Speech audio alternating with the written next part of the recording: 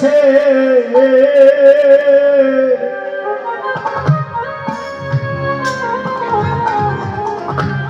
প্রাণ গৌরে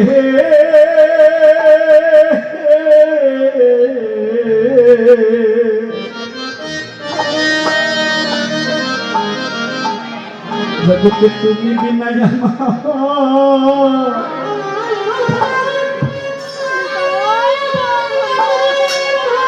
তুমি বিনা আমার কেবা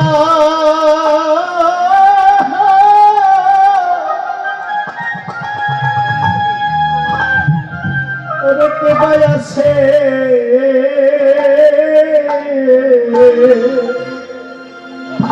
জগতে সকলেরই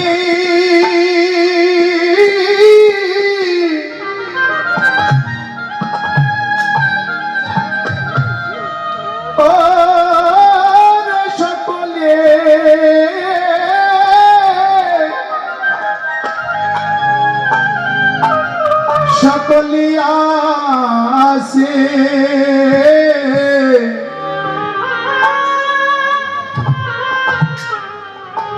প্রাণে গৌরে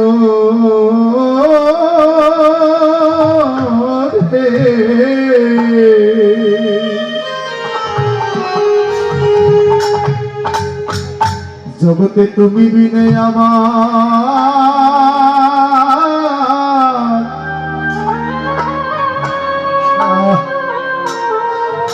তুমি বিনে আমার আর কেবা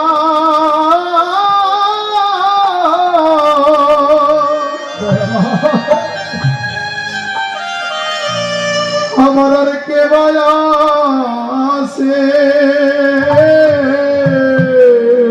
গৌরে হে আমি তোমার দেখা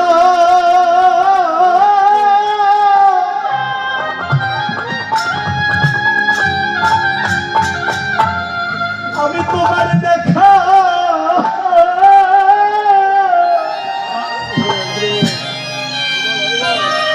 ওরে পাইবা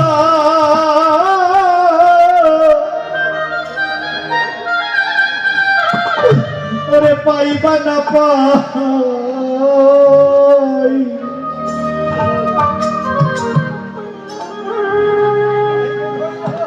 আমি যেন তোমার ভক্তির সঙ্গ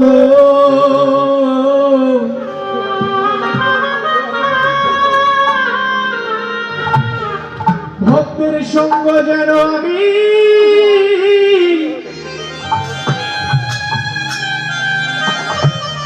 গৌরে করিতে পারি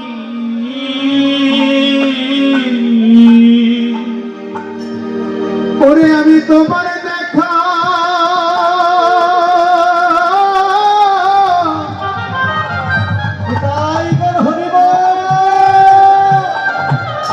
গৌরে আমি তোমার দেখা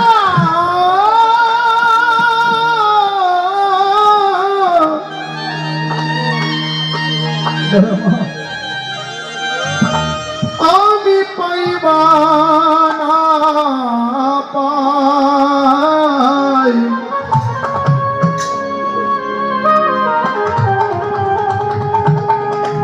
আমি যেন তোমার ভক্তি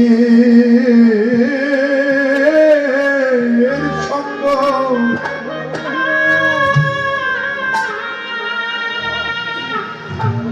ভক্তের সঙ্গ যেন করিতে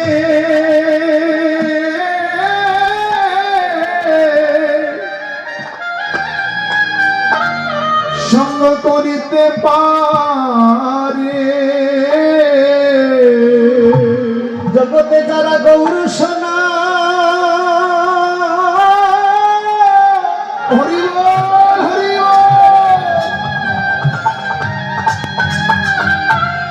জগতে গৌর সোনা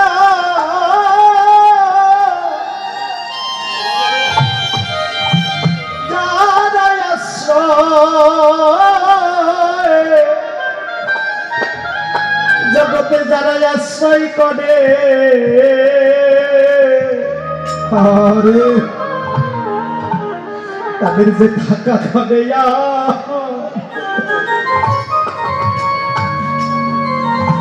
তাদের যে থাকা ঘটে আর মনে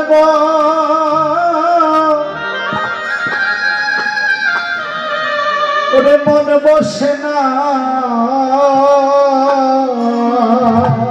ও জগতে যারা গৌর সোনা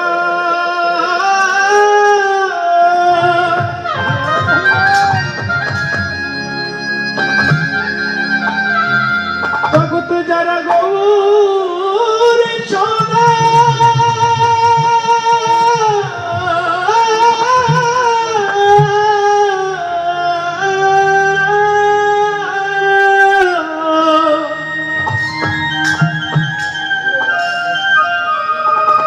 জগতে যারা গৌর সোনা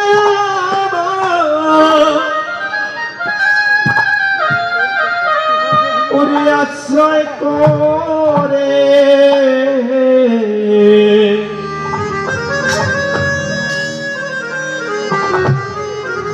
তাদের যে থাকা ঘরে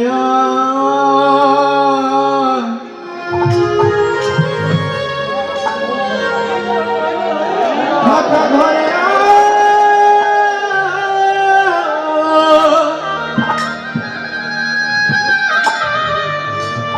ওরে মন বসে না ভাবে কোথায় গেলে ভগতে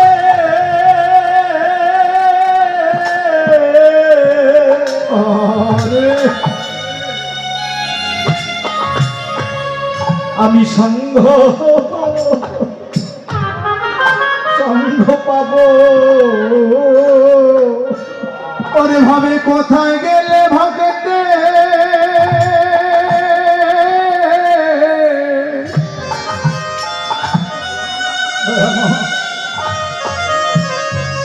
আরে আমি সঙ্গ পাবো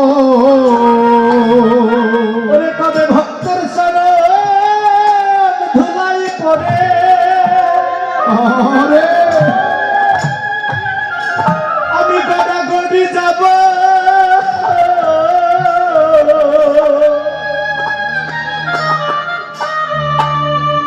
ভাবে কোথায় গেলে ভক্তে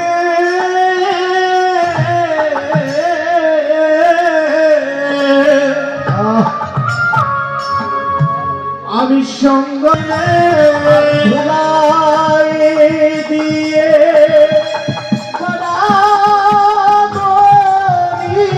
আমার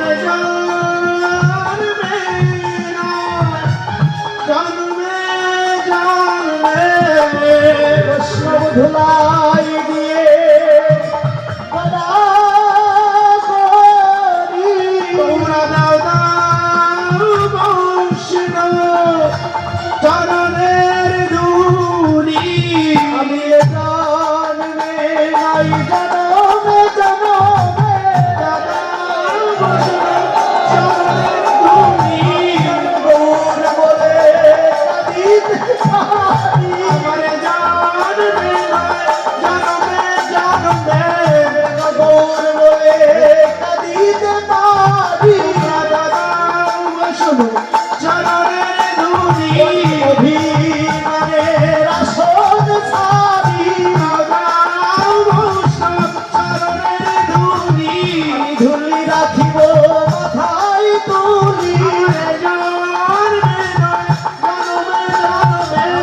বৈষ্ণব ধুলি অঙ্গে মাখিতে পারি আমার জন্মে নয় জন্মে জন্মে বৈষ্ণব ধুলি অঙ্গে মাখিতে পারি আমার জন্মে নয় জন্মে জন্মে বৈষ্ণব ধুলি অঙ্গে মাখিতে পারি আমার জন্মে নয়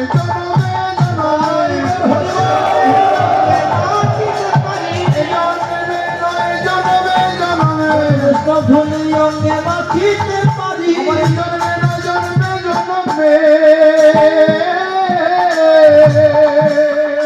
বৈষ্ণব ধুলি অঙ্গে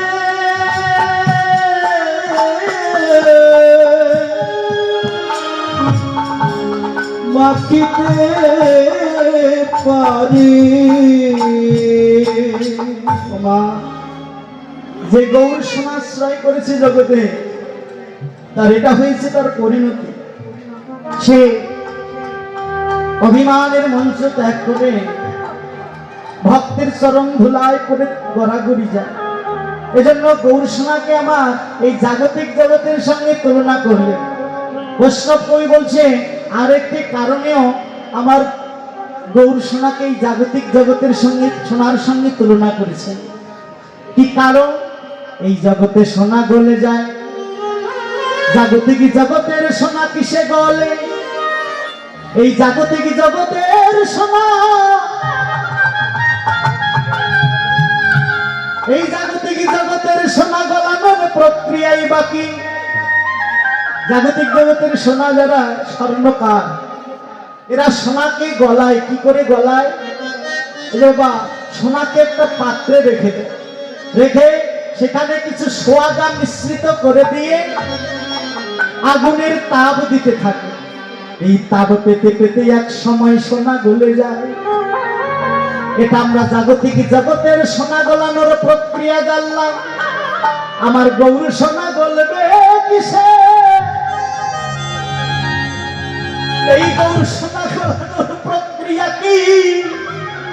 শাস্ত্র বলছে বাবা, অনাথ প্রীত শরীর চিরাতে করুণাবতীর্ণ কলৌ সমার্পিত মুজ্জ্বল রস স্বভক্তি শ্রিয়ম হরিপুরাট সুন্দর দুতি কদম্ব সন্দীপিত সদাই হৃদয় স্কন্দরে স্ফুরত শশীর নন্দ শশীর হরে শশীর নন্দ। সোনা গলানোর প্রক্রিয়া কি? এই শ্লোকের একটি শব্দে দেওয়া রয়েছে। কি বলেন? সদাই হৃদয় স্কন্দরে। স্কন্দর শব্দের অর্থ গুহ। কিসের গুহ? বলছে পাহাড়ে গুহ থাকে না। তা তত্ত্বকার তত্ত্ব দিয়ে বললেন এই গুহটা হলো পাহাড় আর হৃদয়টা হচ্ছে গুহ। যদি কেউ আমার গৌর সোনাকে এই হৃদয় পাত্রে, হৃদয়ে মন্দিরে যদি একেবারে প্রতিষ্ঠিত করতে পারে, যদি একেবারে জায়গা দিতে পারে, সোনা যেমন পাত্রে রেখে সোয়াগা মিশ্রিত করে আগুনের তাপ দিতে হয়, তেমনি তত্ত্বকার বললে যদি আমার গৌর সোনাকে গলাতে চাও তাহলে তোমার হৃদয় পাত্রে গৌর সোনাকে রেখে দাও। হৃদয় পাত্রে রেখে দিয়ে তাতে কিছু ভক্তি সোয়াগা মিশ্রিত করে দাও। ভক্তি সোয়াগা মিশ্রিত করে দিয়ে তুমি অনুরাগের তাপ দাও। এই জাগতিক জগতের সোনাগুনের তাপ পেতে পেতে যেমন গলে যায়, তেমনি আমার গৌর সোনা ও যে অনুরাগের তাপ পেতে পেতে গলে যাইব, সোনা গলে যাইব।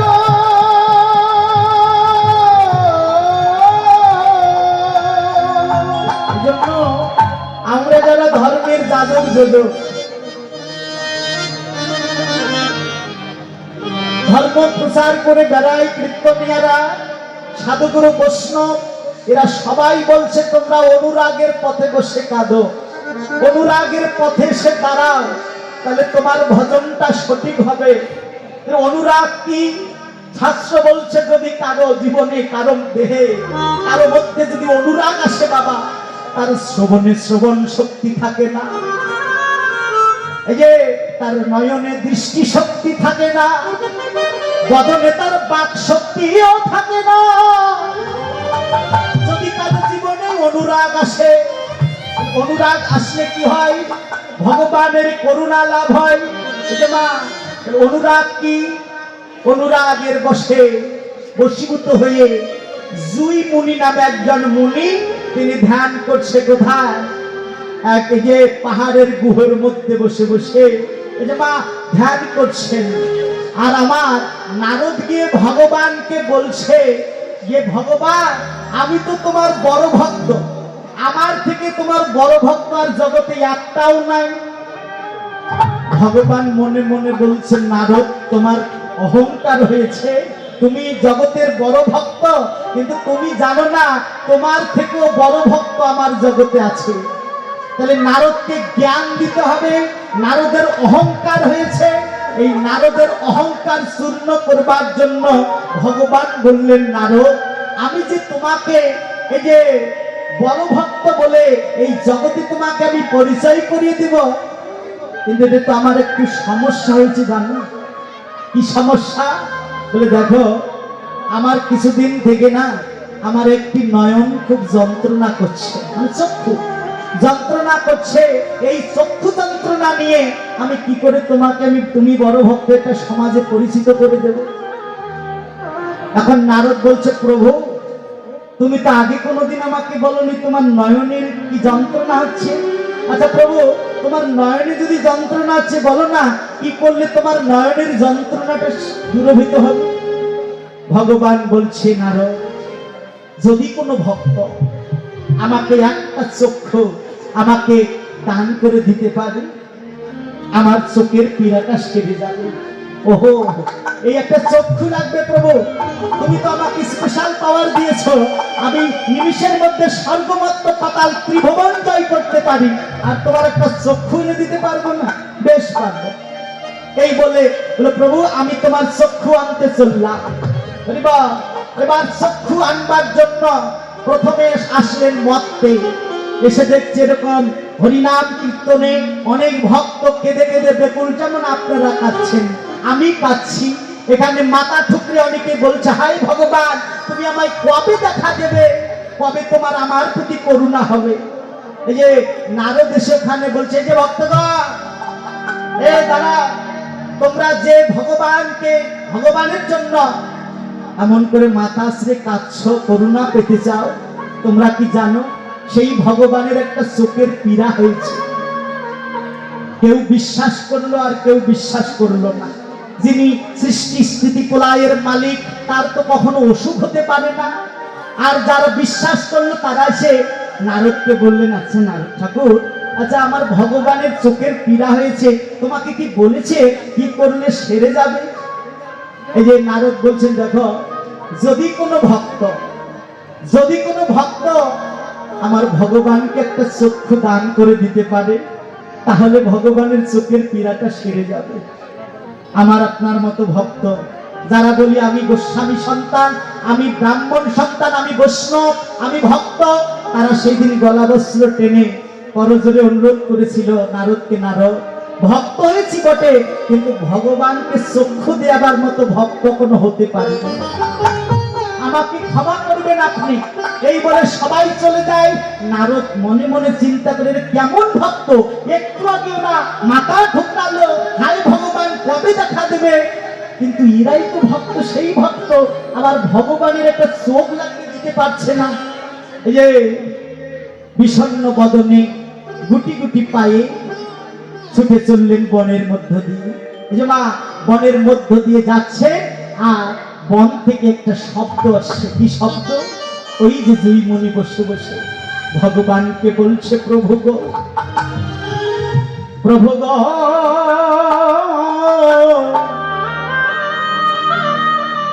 এই জগতে তোমাকে যারা ভালোবাসে তুমি তাকে কষ্ট দাও, যন্ত্রণা দাও,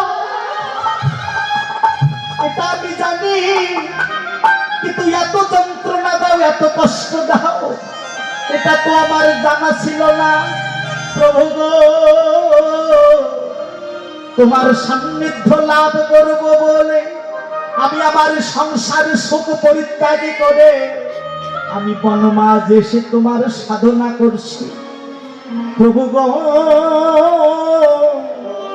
বলো না তুমি আমায় কবে দেখা দিবে? গোবিন্দ হে,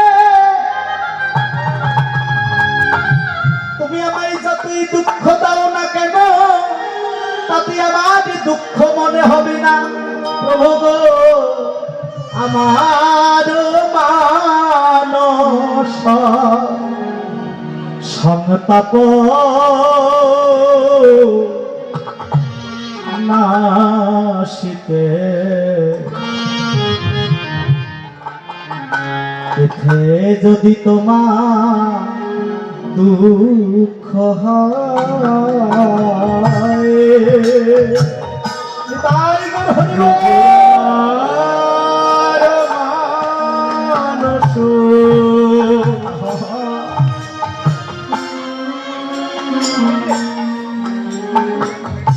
সংতাপ আসিতে এতে যদি তোমার দুঃখ হয় আমার যা হবার তাই হবে,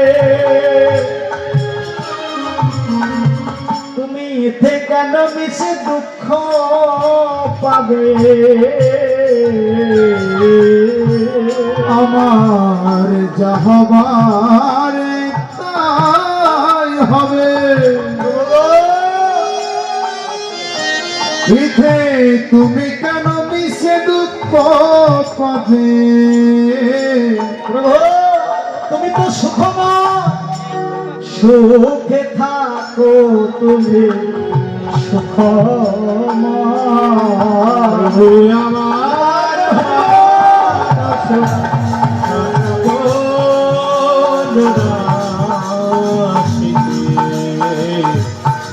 এতে যদি তোমার দুঃখ হয়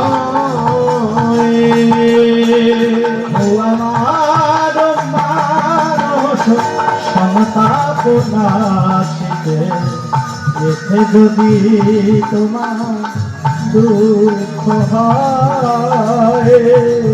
তুমি আমার মানস সন্তাপন নাচিতে, এতে যদি তোমার দুঃখ হয় আমায় ফেলে একা বন্ধুহীন দেশে,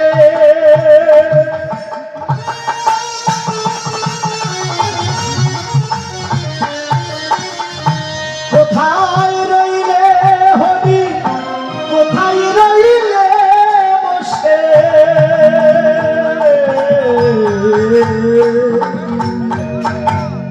আমায় ফেলে একা আরে বন্ধুহীন দেশে,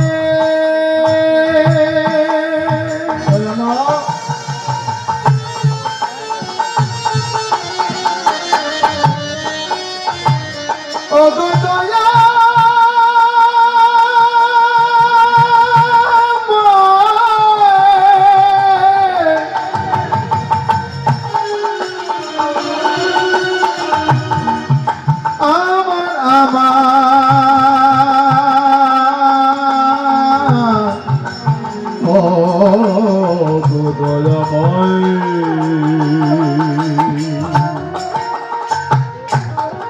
আমায় ফেলে একা বন্ধুহীন দেশে,